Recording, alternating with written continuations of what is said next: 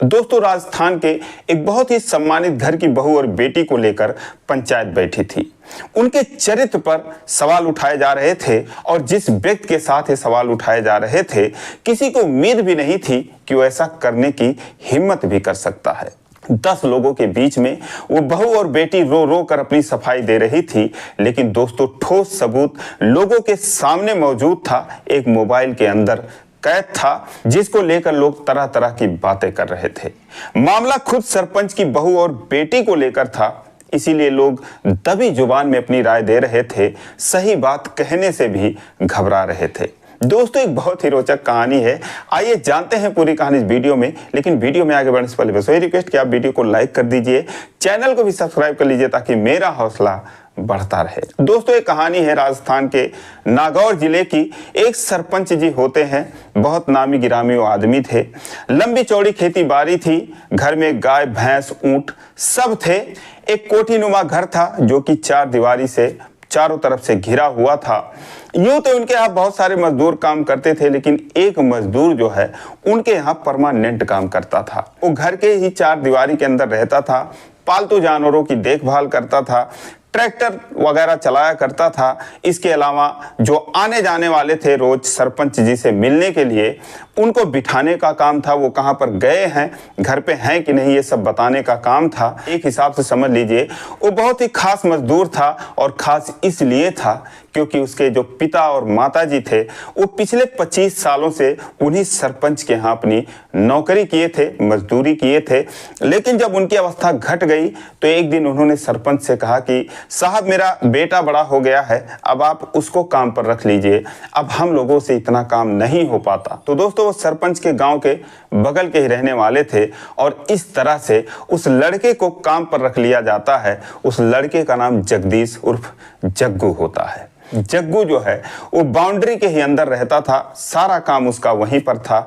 लेकिन उसको बहुत ही सख्त हिदायतें थी, उसको लेकर कुछ सख्त नियम और कायदे बनाए गए थे, जिसके तहत कि वो घर में कितनी भी इमरजेंसी हो, आगे ही क्यों ना लग जाए, लेकिन वो चौखट को लाख के अंदर नहीं जा सकता। इसके अलावा घर की किसी भी लेडीज से वो बात नहीं कर सकता है, कुछ भी हो जाए किसी औरतों से बात नहीं कर सकता है। और सरपंच जी की ये चिंता यूं ही नहीं थी, क्योंकि उनके घर में उनकी एक जवान बहू थी, एक जवान बेटी थी जो 20 साल की थी। दोस्तों, उस बेटी का नाम अनीता होता है। इसके अलावा उनकी पत्नी भी थी। पत्नी जो है बुजुर्ग थी, वो कभी कभार जगदीश से बातें कर लिया करती थी, क्योंकि गाय भैंस का जो दूध वगैरह होता था वो दूहने के बाद वहां पे रख देता था, तो वही बुजुर्ग औरत ही लेके जाती थी। उनको जग्गू अम्मा कहता था, और सरपंच जी को सारे लोग वहां पर बाबूजी कहकर बुलाया करते थे। अब दोस्तों, जो उनकी बेटी अनीता थी उसको भी लेकर कड़े अनुशासन थे। मोबाइल वो छू नहीं सकती थी, किसी से बात नहीं कर सकती थी, बाहर वो अकेले जा नहीं सकती थी, सहेलियों से भी मिलना जुलना उसका नहीं होता था। एक हिसाब से जो घर था वो उसके लिए एक जेल से कम नहीं था, लेकिन फिर भी वो वहाँ पे मस्त रहती थी। बीए तक की पढ़ाई कर रखी थी, घरेलू काम करती थी, खाना वगैरह बनाती थी और अंदर ही रहती थी। जग्गू जो है वहां पर 2 साल से काम करता है, लेकिन वो देखता है कि इतनी बड़ी कोठी है, इस कोठी में तो कितने लोग रहते हैं उसको ये भी नहीं पता है। जो सरपंच जी थे उनको अक्सर पंचायतों में जाना होता था, वो पंचायत में निकल जाते थे। जो उनका बेटा था वो नेतागिरी करता था, तो सुबह को निकलता तो शाम को ही आता था, कहीं कचहरी पर तो कहीं तहसील पर। उसका ऐसे ही रोज आना जाना लगा रहता था। दोस्तों, जग्गू के लिए तमाम पाबंदियां थीं। घर के अंदर तो उसको जाना नहीं था, अपने घर से ही वो दोपहर का खाना लाता था, और वहीं पर एक नलका लगा था बाउंड्री के अंदर, उसी नल को चलाकर उसे पानी पी लेना था। तो इसी तरीके से वो अपना काम करता है। लेकिन जो नल था वो अक्सर सूख जाता था, उसमें पानी डालने के बाद ही उसको चलाने पर फिर पानी पकड़ता था। अब दोस्तों, उतने बड़े कोठी में जग्गू अक्सर झांकता रहता था कि इसमें इन अम्मा के अलावा और कौन रहता है। लेकिन जैसे आपने फिल्म में देखा होगा, चुड़ैलों की एंट्री होती है, लक से आती हैं तो लक से गायब हो जाती हैं, वैसे उस घर में जो उनकी बहू थी, जो उनकी बेटी थी, वो ऐसे ही कभी आती और कभी गायब हो जाती। जिन्हें वो देखता तो उसे कोई फिल्मी चुड़ैल वो लगती थी, लेकिन फिर भी वो 20-22 साल उसकी उम्र थी, तो बहुत ही उसके अंदर उत्सुकता रहती थी। वो अक्सर उधर देखता रहता था। एक दिन वो दोपहर का लंच कर रहा था, रोटी उसके गले अटक जाती है। वो नल पर जाता है तो देखता है जो बाल्टी में पानी रखा होता है नल में डालकर चालू करने के लिए, जो पानी ही भरना भूल गया था। अब वो नल को चलाता है, जोर जोर से चलाता है, खटर पटर की आवाज आती है। तो ये आवाज जो है वो अनीता के कानों तक पहुंचती है। तो देखती है कि जो जग्गू है वो परेशान हो रहा है, नल को चलाया जा रहा है, लेकिन उसमें से पानी निकल नहीं रहा है। अब दोस्तों वो भी एक लड़की ही थी, 20 साल उसकी उम्र थी। उसके दिल में दया आ जाती है या क्या होता है, वो फ्रिज से एक बोतल पानी लेकर इधर उधर देखती है कि कोई देख तो नहीं रहा है। वो नल के पास आ जाती है और जग्गू को पानी देते हुए कहती है कि ये लो पानी पी लो। जग्गू जो है जब उसको देखता है तो पीछे हट जाता है, क्योंकि उसे सरपंच जी की बातें याद आ जाती हैं। वो पीछे हट जाता है तो अनीता कहती है क्या हुआ, पानी दे रही हूँ पी लो। हालांकि अनीता भी समझ रही थी कि ये क्यों पीछे भाग रहा है। वो कहता है कि आप क्यों बाहर आ गई, बाबूजी देखेंगे तो मेरी हड्डी पसली तोड़ देंगे। अनीता मुस्कुरा देती है और कहती है अच्छा तुम्हें भी पापा की इतनी डर है, ये लो पानी पी लो, पानी पिला देना कोई जुर्म वाली बात नहीं है। तो उसके हाथ से वो पानी ले लेता है और पूरा बोतल पी जाता है। अब जिसको देखकर अनीता जो है जोर जोर से हंसने लगती है। वो कहती है बताओ इतनी प्यास तुम्हें लगी थी, लेकिन फिर भी तुम भाग रहे थे। अब दोस्तों अनीता बहुत ही खूबसूरत थी, लेकिन जब वो हंसने लगती है तो बहुत ही लाजवाब लग रही थी, जिसे जगदीश जो है वो देखता रहता है। और उसके बाद वो बोतल उसके हाथ में दे देता है।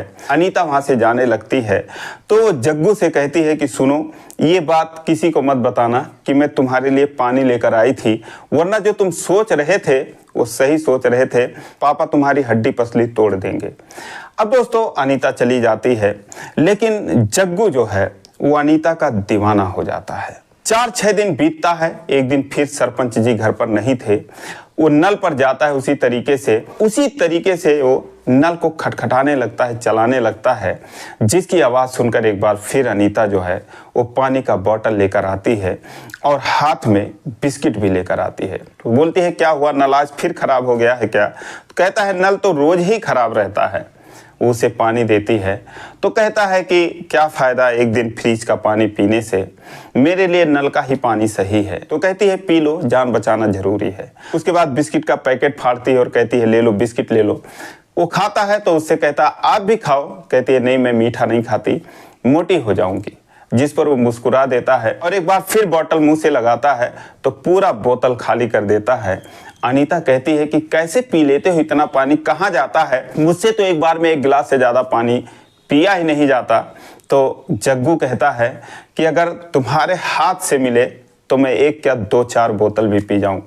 तो कहती है ऐसा भी क्या है मेरे हाथों में। तो जग्गू कहता है कि आपके हाथों का दिया हुआ पानी बहुत मीठा लगता है।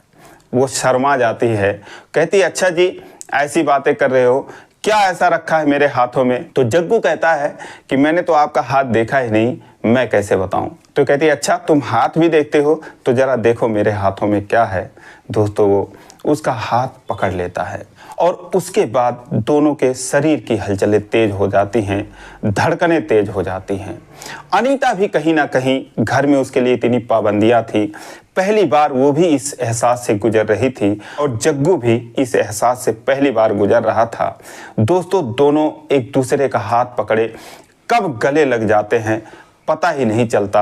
अनीता उसके सीने से लग जाती है और जग्गू भी उसे अपने हाथों का सहारा देता है। लेकिन कुछ ही देर में वो घबरा कर अलग हो जाती है, लेकिन उसके शरीर में हुए हलचलों से उसका गोरा मुंह एकदम लाल हो जाता है, सुर्ख हो जाता है। वहां से शर्माते हुए घर में चली जाती है और जग्गू वहीं पर बैठ जाता है और खुद को दुनिया का सबसे खुशनसीब इंसान समझने लगता है। अब जब भी इन दोनों को मौका लगता था ऐसे एक दूसरे से मिलते और मिलते एक दूसरे से गले लग जाते थे। 1 मिनट के लिए, 2 मिनट के लिए, इससे ज़्यादा बिल्कुल नहीं। लेकिन वक्त बीत रहा था। एक दिन घर में खुशियों की मिठाइयाँ बट रही थी। जग्गू को पता चलता है कि अनीता की शादी तय हो चुकी है, अगले महीने उसकी शादी है, जिससे वो बहुत उदास हो जाता है। 1 हफ्ते बाद फिर वो उसी तरीके से नल से इशारा कर रहा था, नल को खटखटाया जा रहा था, लेकिन अनीता नहीं आती। अनीता की जो भाभी थी वो हाथ में पानी का बोतल लेकर आती है, जिसको देखकर जग्गू हैरान हो जाता है। वो 1 फीट का घूंघट निकाले हुए नल के पास आती हैं, जग्गू के पास आती है और कहती है कि अब इसे खटखटाने से कोई फायदा नहीं, क्योंकि अब तुम्हारी आवाज़ सुनने वाला कोई नहीं है। अनीता की शादी हो रही है, अगले महीने उसकी शादी है। अब जब ये बात जग्गू सुनता है तो मानो उसको करंट सा लग जाता है। वो कहती है, मैं अनीता की भाभी हूँ, मुझे सब पता है जो तुम दोनों के बीच में चल रहा है।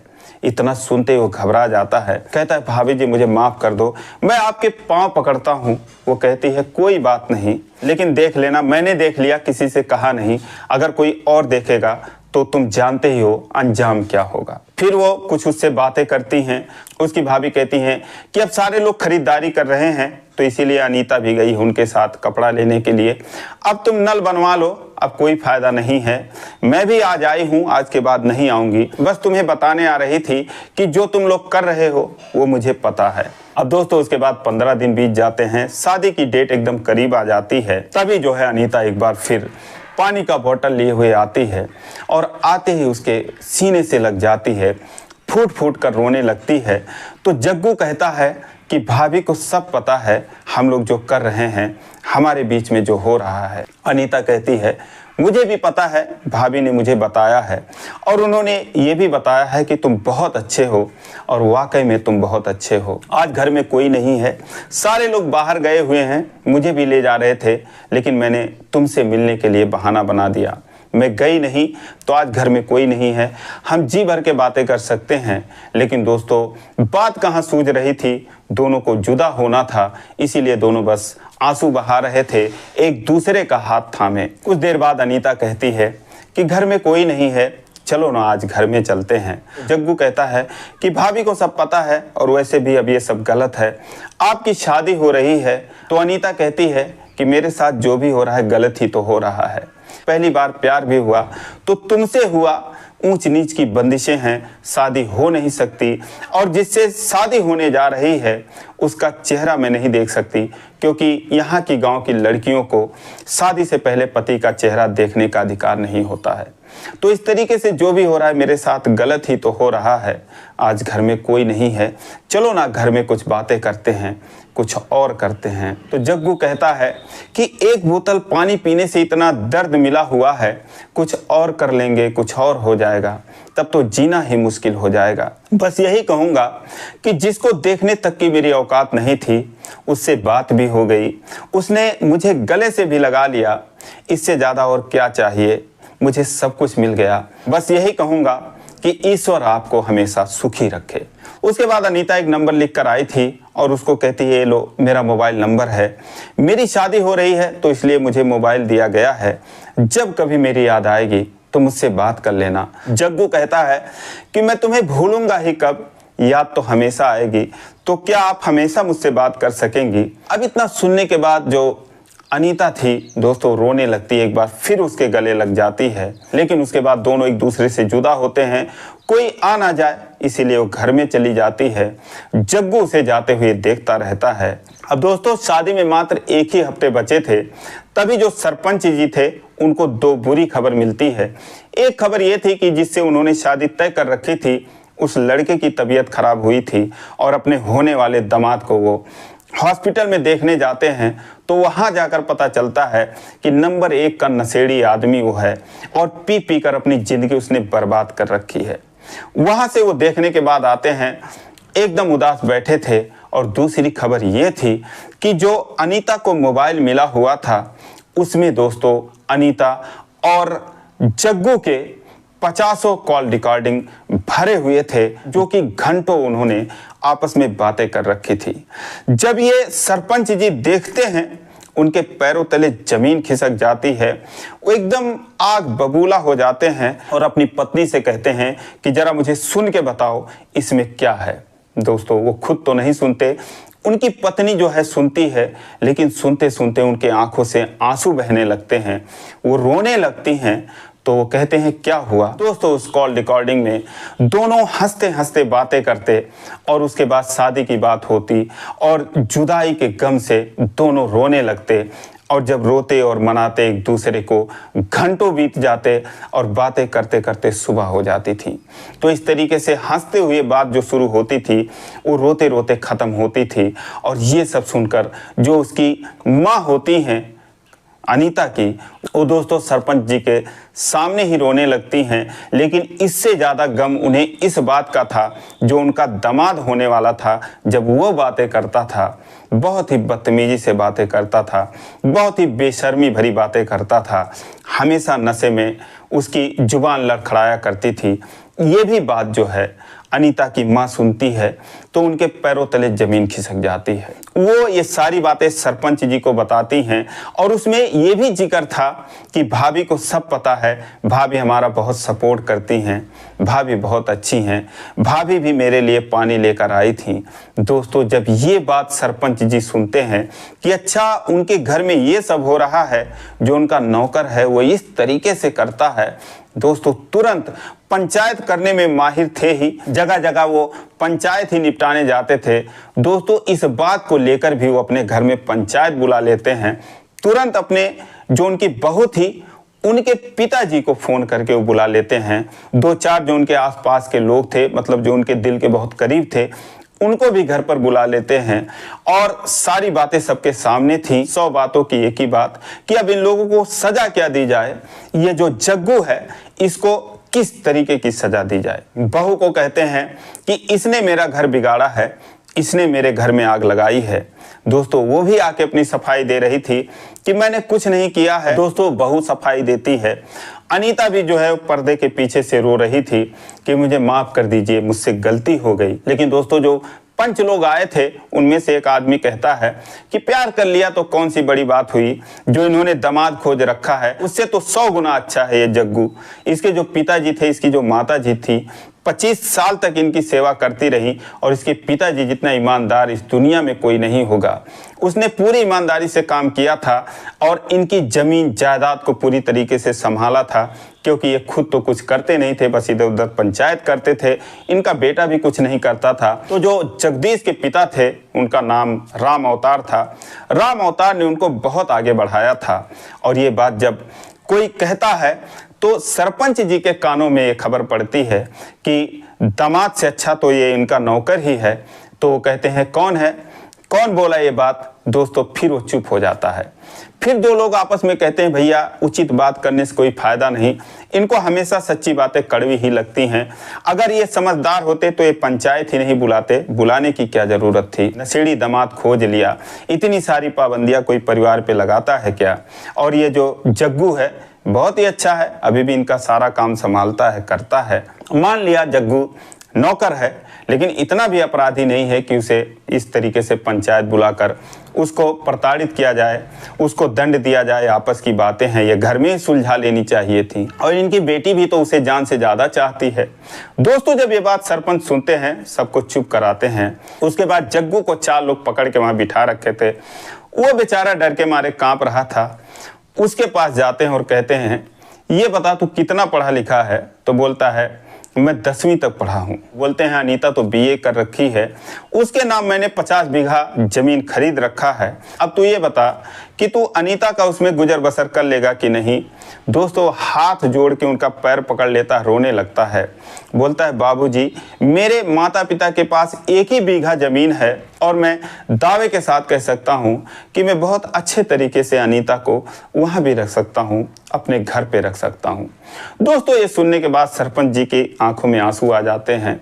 वो उसे सीने से लगा लेते हैं। तभी जो उनका लड़का था वो कुछ कहना चाहता है, उसे चुप करा देते हैं। बोलते हैं बेटा जग्गू तो है ही अच्छा, जो इसके माता पिता हैं, जो अनीता का होने वाले सास ससुर हैं, वो भी किसी देवता से कम नहीं हैं। मुझे पूरी उम्मीद है कि जगदीश के साथ अनीता बहुत ही सुखी रहेगी। अब दोस्तों ये सुनने के बाद सारे लोग खुश हो जाते हैं। अनीता भी आके अपने पापा के सीने से लग के रोने लगती है। दोस्तों उसी दिन जिस दिन अनीता की शादी तय हुई थी, उसी दिन उसकी शादी जग्गू से होती है। दोस्तों ये 2012 की कहानी है और तब से लेकर आज तक जग्गू और अनीता बहुत ही सुखी जीवन व्यतीत कर रहे हैं, पूरा परिवार खुश है। तो ये रही कहानी। दोस्तों आप लोगों को कैसी लगी कमेंट करके जरूर बताएं। जरा भी अच्छी लगी हो तो वीडियो को लाइक कर दीजिए, चैनल को सब्सक्राइब नहीं किए हैं तो सब्सक्राइब कर दीजिए। फिर मिलेंगे अगले वीडियो में, तब तक के लिए जय हिंद।